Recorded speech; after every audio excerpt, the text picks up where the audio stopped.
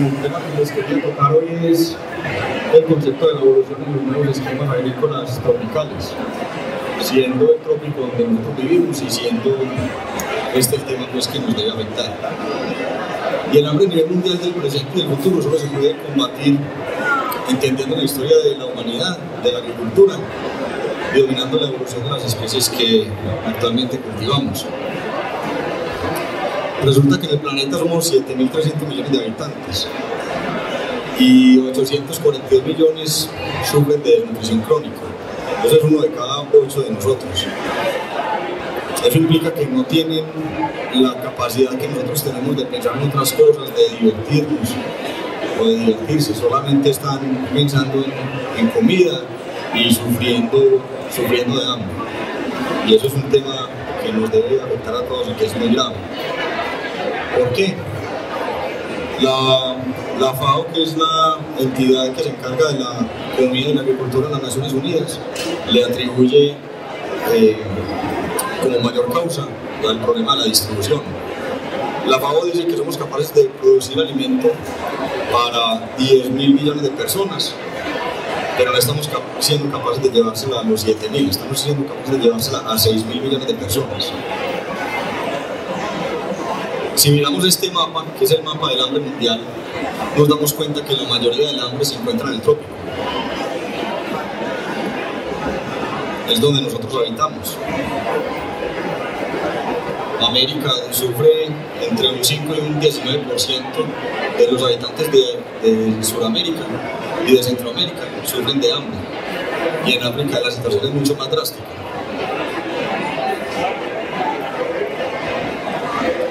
Si nosotros miramos esta gráfica sobre el abastecimiento y la diversificación del sector agropecuario, nos damos cuenta que del consumo aparente que nosotros tuvimos en el año 2015 de 39 millones de toneladas, tuvimos importaciones de 11 millones de toneladas. Eso implica que el 30% de la comida que nosotros nos estamos consumiendo la estamos importando. No estamos siendo capaces de producir nuestro propio alimento. Eso es gravísimo. Por eso es que nosotros en Colombia sufrimos de hambre. Y cuando uno piensa en hambre, uno piensa que eso es en África, pero eso no es en África. Pues sí es también en África, pero eso también nos afecta aquí, en La Guajira, en el Chocó. Entonces es un problema muy grave. Pero nosotros no tenemos que explicar por qué existe el hambre, porque si nosotros nos ponemos a pensar, nosotros pues desde que evolucionamos hemos sido afectados por el hambre. Nosotros antes éramos nómadas y teníamos que estar constantemente buscando la comida, como viven ahora esos 1.000 millones de habitantes que sufren de desnutrición crónica. Miguel Ancho Bastos, que es un economista español, dice que lo que hay que explicar es la riqueza, no la pobreza, porque la pobreza fue siempre la condición de la humanidad. Esa es la realidad.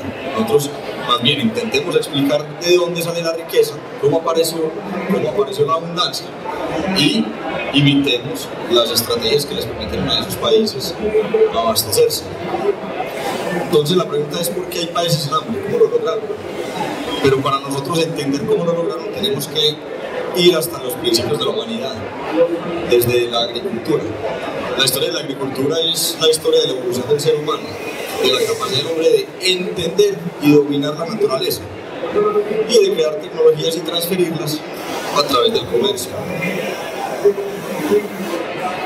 Entonces el ser humano apareció hace 170.000 años en las planicies africanas. Ahí fue que apareció el Homo sapiens en la temprana edad de piedra, el paleolítico. El hombre ya dominaba el fuego. El dominio del fuego fue muy importante antes de ser Homo sapiens, porque nos permitió cocinar las comidas, predigerirlas y lograr absorber la mayor cantidad de nutrientes posibles. El cerebro es el órgano que más energía y nutrientes consume del cuerpo. Entonces, al cocinar la comida y digerir mejor los alimentos, logramos desarrollar nuestro cerebro aún más y convertirnos en Homo sapiens. En ese momento éramos nómadas, como les decía, no habitábamos un lugar específico, sino que estábamos yendo detrás de la comida. No teníamos lenguaje, nos comunicábamos a través de las señas. y a través de algunos sonidos culturales que indicaban peligro, como lo hacen muchos animales avanzados hoy en día. Nosotros éramos así. Y teníamos unas herramientas muy rústicas hechas de piedra, por eso esto se llama paleolítico. Paleo, antiguo, lítico, de piedra, la antigua edad de piedra. Herramientas muy rústicas como las que están viendo ahí. Éramos carroñeros, nosotros creemos que éramos muy cazadores y eso, pero en realidad nos servía más la comida que ya estaba muerta. Sí, eventualmente cazábamos, ocasionalmente recogíamos según la estacionalidad lo que hubiera disponible. Una vez, hace 110.000 o 120.000 años empezó la edad de hielo. ¿Qué pasó? Unos cambios drásticos en el clima incitaron a que se creara hielo en todo el planeta. Se juntó el estrecho de Bering y entonces ese hielo hacía que fueran mucho más escasos los recursos. Eso forzó o presionó a que hubiera grandes migraciones desde África, que fue donde nosotros aparecimos, hacia el resto del mundo, y de ahí nos fuimos distribuyendo. Si miramos esta gráfica, hace 150.000, hace 100.000 años nosotros habitábamos en las planicies y empezamos a hacer ciertas migraciones. Nos colonizamos Europa, colonizamos Asia y cruzamos hasta América. Esa fue la primera colonización en América, hace unos 12.000 años más o menos.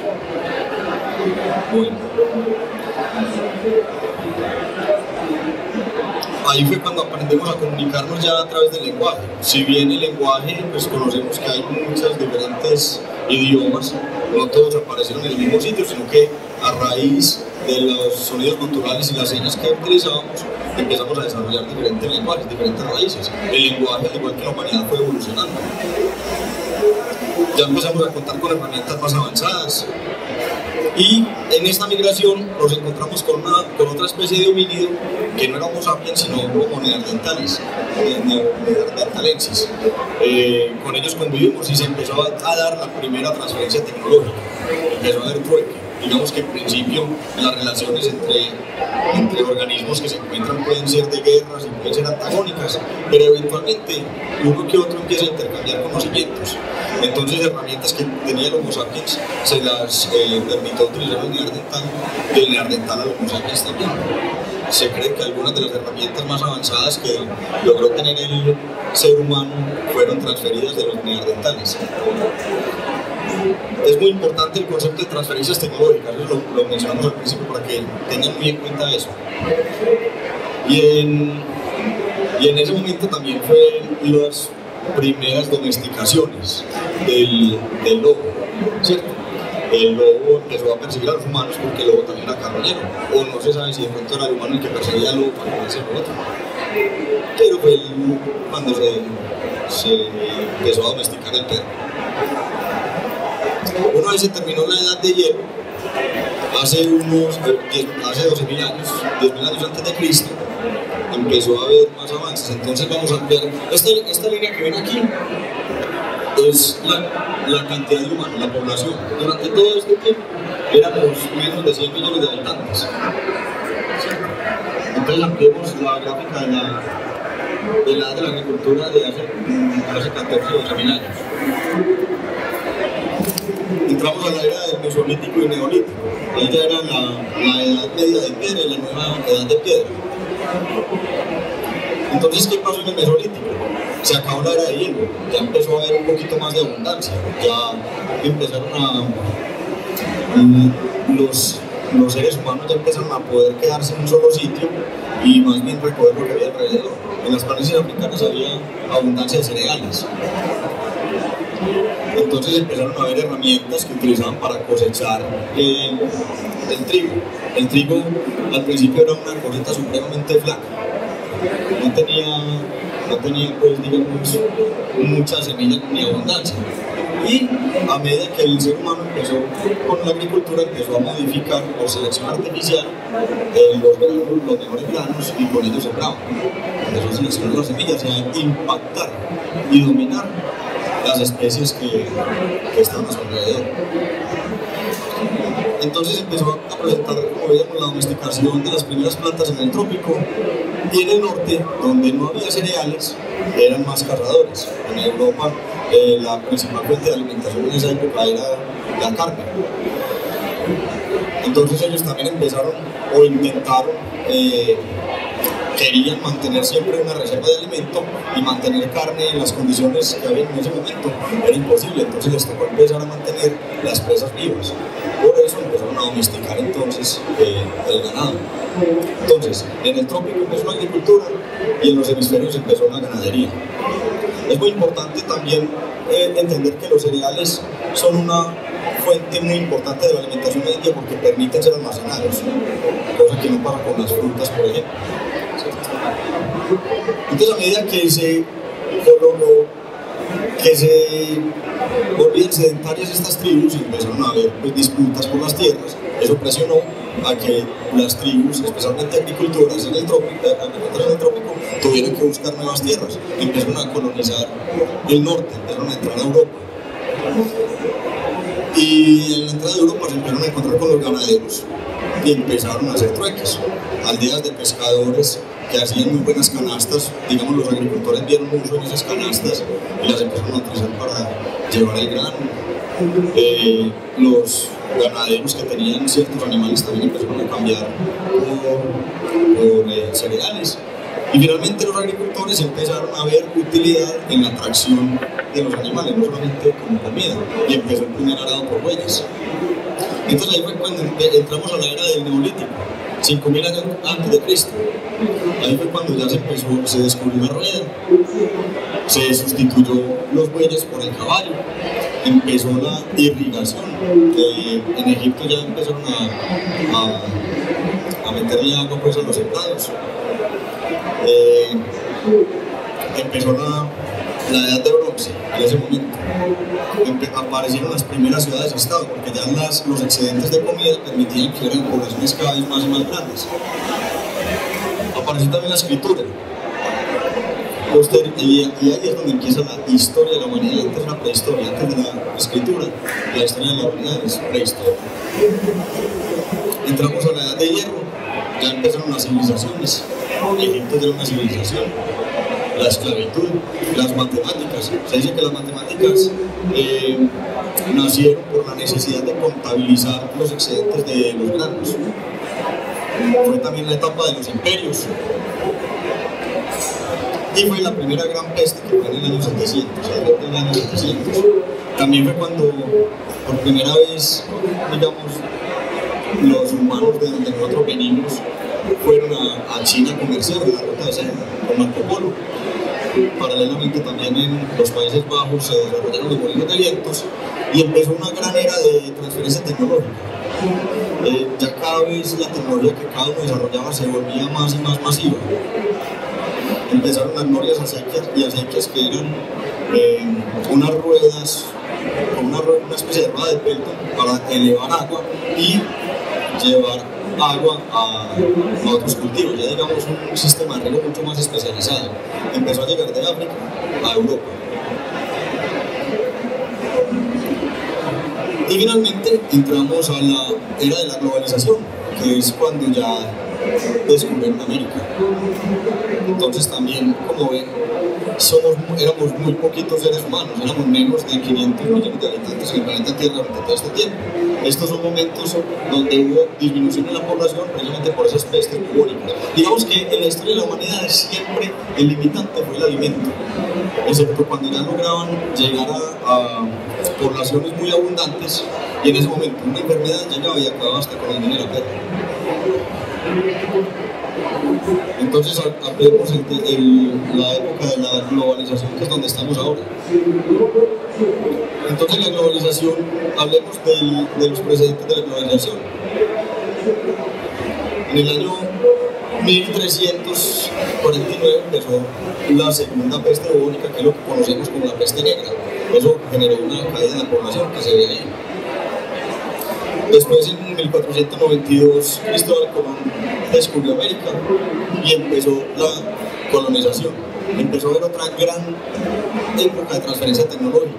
Entonces los americanos empezaron a adquirir alimentos que no existían aquí, como el trigo, la caña, el algodón y el café, que eran oriundos de África y Europa, Y los europeos empezaron a conocer el maíz, la papa, el tomate y el tabaco, que eran oriundos de América, pero que se las llevaron para allá. Entonces se transfirieron tecnologías, todo eso se va mezclando, las tecnologías que van apareciendo se van implementando a nivel global.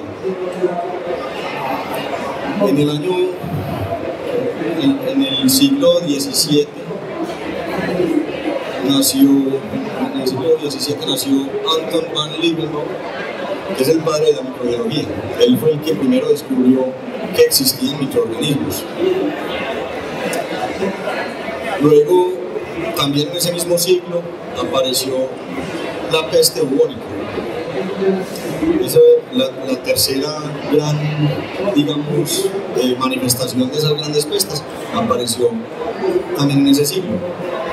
Nuevamente dejó de ser el alimento limitante de la población y empezó a ser las enfermedades causadas por la gran densidad poblacional. Pero en el año 1700, a principios del siglo XVIII, empezó la revolución agrícola de Gran Bretaña. Empezaron a hacer rotaciones de cultivos y empezaron a acercar la tierra, eso no se veía antes. Todos esos desarrollos se empezaron también a distribuir a través de Europa, llegaron a América, y eso fue lo que dio inicio a la revolución industrial. Nuevamente una gran época para transferencia tecnológica. Noten que cada vez más y más rápido, todo esto es cada vez mucho más y más rápido, esas transferencias tecnológicas que se van globalizando.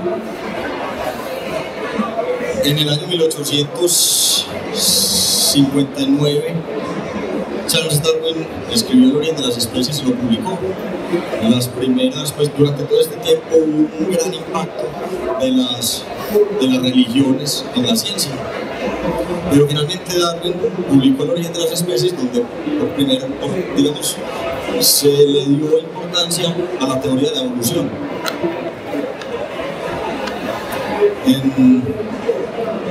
En la primera parte del siglo XX ocurrió la Primera Guerra Mundial, luego se descubrió la penicilina y ya se disparó la población humana. Estamos hablando de hace 3 generaciones de 20 años, hace 60 años. Se presentó se disparó drásticamente la población humana, gracias a que, como ya en ese momento no era la alimentación la que marcaba el límite de la población, sino que eran las enfermedades. Con la aparición de la penicilina, la población se disparó. Luego de la Segunda Guerra Mundial y ya estamos en la Revolución Verde. Entonces, ¿la Revolución Verde en qué consiste? Norman Borlaug era un americano con ascendencia noruega que era fisiólogo vegetal. Él ya había estudiado las plantas, cómo funcionaban, cómo era el mecanismo por el cual absorbían nutrientes. Las plantas absorben los nutrientes por capilaridad, es decir, tienen unos pitillitos al interior que son capaces de absorber solamente lo que está disuelto en líquidos. Entonces se hablaba de la fertilización química. ¿Qué es la fertilización química? Simplemente la producción de unas sales solubles. Entonces el nitrógeno, el fósforo y el potasio, que son los elementos fundamentales para la agricultura, empezaron a ser sintetizados o los empezaron a producir para que fueran solubles, para que las plantas lo pudieran tomar en esa solución del suelo. Él era un filántropo, pues él decía que no se puede construir un mundo pacífico sobre todo los vacíos y miseria humana. Se dice que salvó la vida de 1.000 millones de personas por los grandes desarrollos. A esas personas que salvó las salvó del hambre. Entonces ese es un logro, porque él tenía una visión sobre la planta muy específica, conocía profundamente los mecanismos al interior de la planta, pero todo lo veía como moléculas que tenían una movilidad dentro de ese ser que era la planta. Entonces la pregunta que nos hicimos al principio de por qué hay países sin hambre, ¿cómo lo lograron? Intentemos explicar la riqueza y la abundancia de esos países. Como veníamos diciendo, normalmente el limitante del crecimiento poblacional ha sido el hambre. En los países desarrollados, la población crece más despacio que su capacidad de producir alimentos. Eso es lo que pasa en los países desarrollados. En el norte y en el sur, ellos por naturaleza tuvieron que aprender a ahorrar. Ellos tenían que guardar alimentos durante el invierno, que no había producción. Aquí en el trópico nosotros nunca tuvimos que desarrollar esa habilidad. para nosotros siempre hubo abundancia. Entonces siempre estábamos al límite, siempre habían unos que tenían que sufrir de hambre porque no daba lo suficiente en la tierra, pero daba todo el año. Nunca tuvimos esa cultura del ahorro. Además, son capaces de exportar los alimentos. Como veíamos ahorita, Colombia importa el 30% de la comida que se consume. Eso es inadmisible, esa es la razón del hambre. Los países desarrollados producen y exportan los alimentos. Además, no dependen de una cosa que nosotros sí dependemos, y es recibir las transferencias tecnológicas que vienen de allá. Ellos producen su propia tecnología de acuerdo a sus necesidades y a los recursos que tienen disponibles. Nosotros rara vez hacemos eso. Si ustedes ven, nosotros antes tenemos a los neozelandeses allí mostrándonos cómo se produce la leche y con unas producciones altísimas, y nosotros aquí teniendo ganaderías propias, un blanco orejinegro que es resistente a lactosa, no simplemente lo dejamos morir y nos dedicamos a traer otras especies y a tener que vacunar contra la lactosa. En este momento estamos teniendo un problema muy serio con eso, ¿cierto? Entonces las tecnologías que nosotros tenemos no les creemos, las desechamos y traemos transferencia tecnológica de otros países. Ese es el origen del bienestar y de la riqueza de los países, es estas razones que ya logramos identificar a través de la historia de la humanidad. Pero entonces, ¿qué le faltó a Norman Borlaug? ¿Por qué no nos transfirió la tecnología que nosotros necesitábamos? Norman Borlaug sus estudios los hizo normalmente, o la mayoría del tiempo, en México, y la transferencia tecnológica la hizo a la India y a Pakistán con el arroz. ¿Qué le faltó a Norman Borlaug? ¿Por qué no nos mostró todo? Él decía que la segunda revolución verde será la revolución biotecnológica. ¿Qué le faltó? Nada. Él tenía una visión muy clara y muy simple de una planta, porque todos sus estudios eran sobre fisiología vegetal. Entonces él conocía muy bien cómo funcionaba el mecanismo de la planta, pero no hizo el análisis que nosotros estamos haciendo, y es rebobinar y revisar la historia. Entonces, revisemos la historia, y todo empieza con Darwin. Darwin fue pues el que propuso la teoría de la evolución. Y lo que plantea Darwin es que a través del tiempo son las especies que tienen ventajas las que tienden a prosperar y a inundar el mundo, y las que tienen desventajas tienden a desaparecer.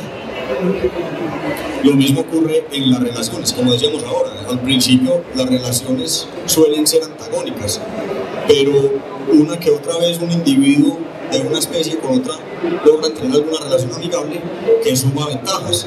Entonces ambos organismos se benefician, generan ventajas, y por eso las relaciones simbióticas tienden a ser las que colonizan el mundo, y los individuos que viven solos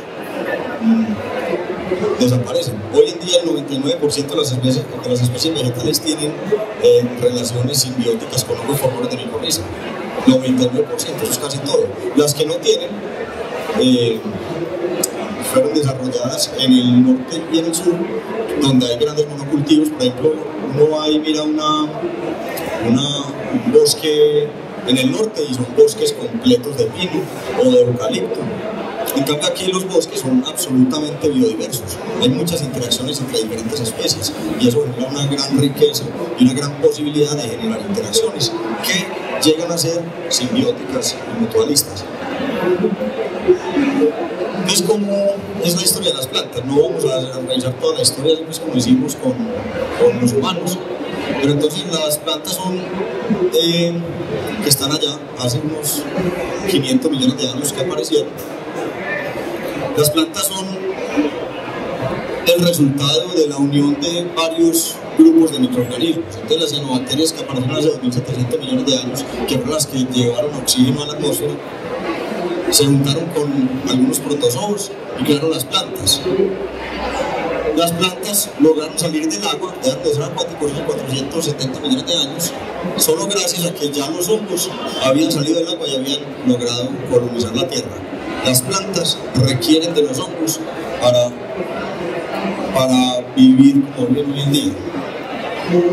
Puede que las metamos en un sustrato inerte, que le apliquemos alguna solución salina con nutrientes, pero para desarrollar su máximo potencial genético es fundamental que tengan relaciones simbióticas con microorganismos que habitan naturalmente el suelo, donde ellas se desarrollan durante más de 400 millones de años, que es cuando salen a la superficie. Entonces, hablemos de la micorriza, que era precisamente esta relación que estamos viendo acá. ¿Qué es la micorriza? Entonces, la planta cuando salió de la tierra logró